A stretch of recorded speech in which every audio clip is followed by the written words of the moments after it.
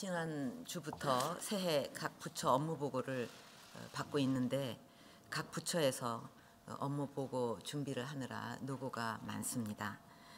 새해 국정 운영에 대해서 기자회견에서 밝혔듯이 올해는 경제혁신 3개년 계획을 실질적으로 실천하는 해가 되는 것입니다.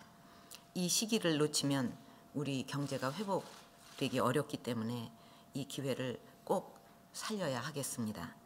각 부처에서는 새해를 맞아 새로운 마음으로 경제 활성화에 최선을 다해 주시기 바랍니다. 앞으로 빠른 시일 내에 주요 분야 특보단을 구성해서 경제혁신 3개년 계획에 박차를 가하도록 당정 관계와 국정 업무에 협업을 이루도록 할 것입니다.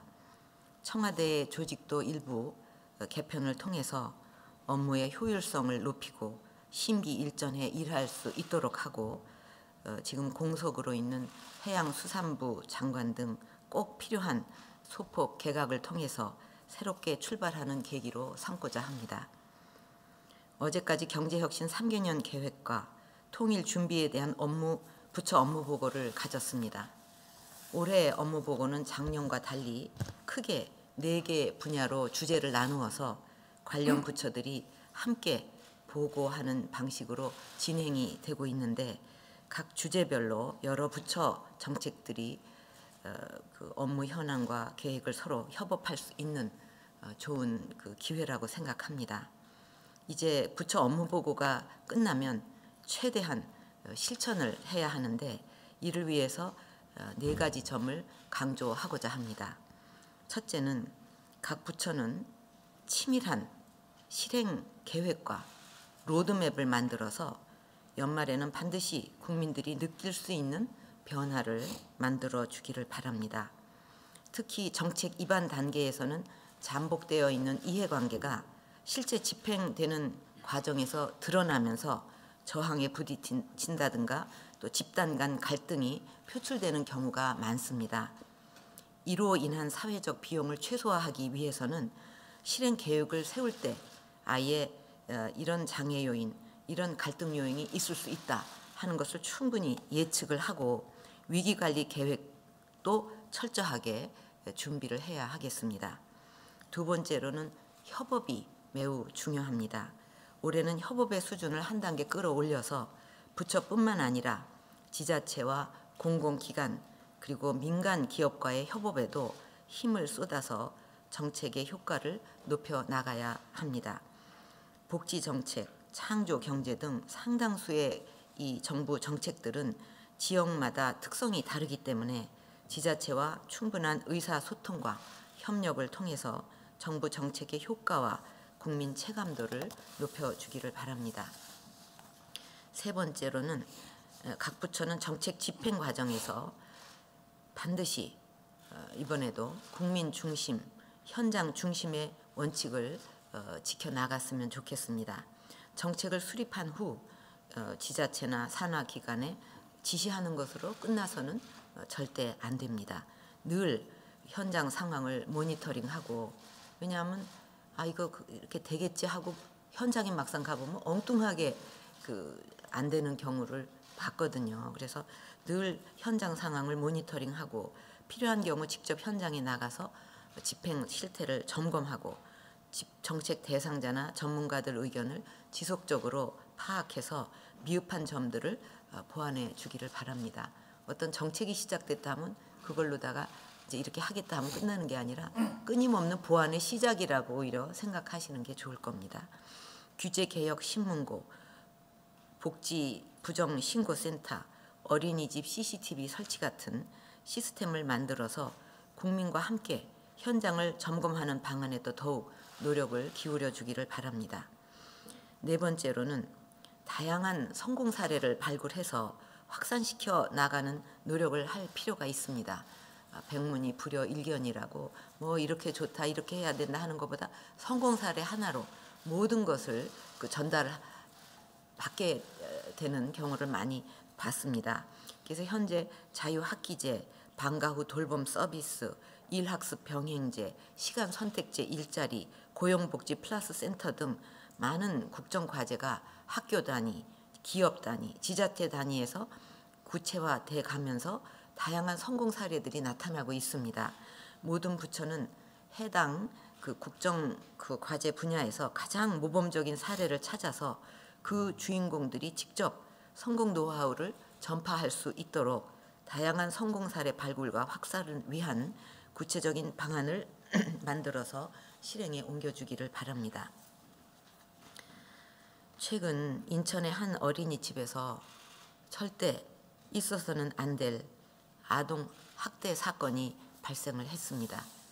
그간 안심하고 맡길 수 있는 보육 환경 조성을 위해서 관련 대책과 법률을 재정비해서 시행해 왔고, 또 매년 9조 원 수준의 막대한 재정을 투입했음에도 불구하고 이런 일이 근절되지 않고 있어서 참으로 개탄스럽습니다. 가장 안전하고 행복한 곳이 되어야 할 어린이집에서 이런 사건이 발생한다면 부모들이 어떻게 안심하고 아이들을 맡길 수가 있겠습니까? 지난 16일 아동학대가 발생하는 어린이집에 대한 원 스트라이크 아웃제 도입과 정보 공개 등 아동폭력 근절 대책이 발표된 것으로 알고 있습니다. 관계 부처에서는 이번 대책이 현장에서 확실하게 집행이 되도록 해야 할 것입니다. 몇 번이고 확인하고 또 투명하게 알리고, 그래서 이런 일이 벌어지면 거기는 문 닫는다. 왜냐하면 아이를 맡을 자격이 없기 때문에, 거기는 아이를 도저히 맡길 수가 없기 때문에 거기 어린이집은 우리가 운영할 수 없다. 그런 확고한 자세로 나가서 이번에 확실하게 이런 도입 제도가 집행이 되도록 해야 하겠습니다. 보육시설 관련 현행 평가 인증 제도의 문제점도 철저하게 분석을 하고 보육 서비스 질 향상을 위한 개선 방안을 모색해 주기를 바랍니다. 또 평가 인증 제도 운영에 있어서 아이들을 맡기는 부모님들의 참여, 또 부모님들의 의견이 적극 수렴될 수 있는 방안도 필요하다고 생각합니다. 그리고 이번 사건을 계기로 어린이집뿐만 아니라 여타 아동 양육, 교육시설의 잘못된 관행도 드러난 만큼 교육부, 복지부, 여가부, 법무부, 경찰청, 지자체 등 관련 부처가 긴밀하게 협업을 해서 아동 학대 범죄를 뿌리 뽑을 수 있도록 노력해 주기를 바랍니다.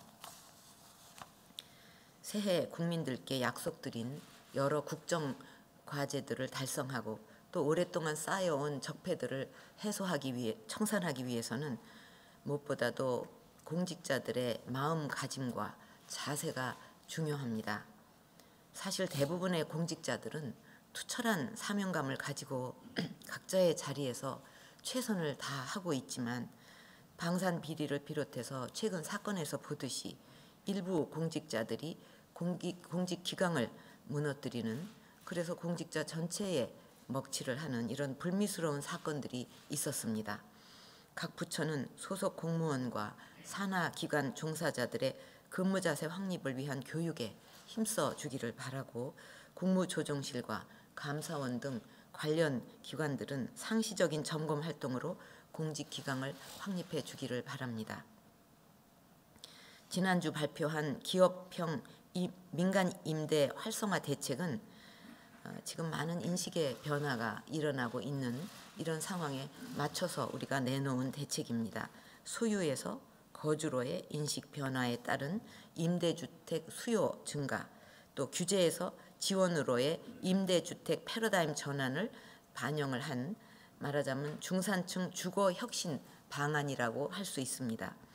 무엇보다도 금년 내에 가시적 성과를 만들어내는 것이 중요하기 때문에 조속히 관계 부처 간 TF를 구성해서 후속 조치를 서둘러 주시고, 민간 기업이 투자를 해야 되지 않겠습니까? 투자할 수 있는 여건이 조기에 확보가 되도록 각종 정보 제공, 또 입지, 세제, 금융 등의 지원 및 규제 완화에 만전을 기울여 주기를 바랍니다.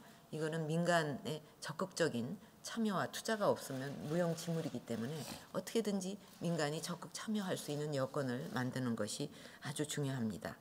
아울러 이번 대책을 추진하기 위한 입법 사항에 대해서도 빠른 시일 내에 통과되도록 국회에 적극 설명을 해 주시고 시행령 등 정부 내에서 할 수 있는 조치들은 서둘러 주시기 바랍니다. 이런 노력들을 통해서 기업형 민간 임대의 성공 사례들이 속속 나타나서 경기 회복에도 기여를 하고 또 주거 안정에도 기여를 함으로써 우리 중산층에게 주거 혁신의 좋은 모델이 되기를 기대합니다. 이상입니다.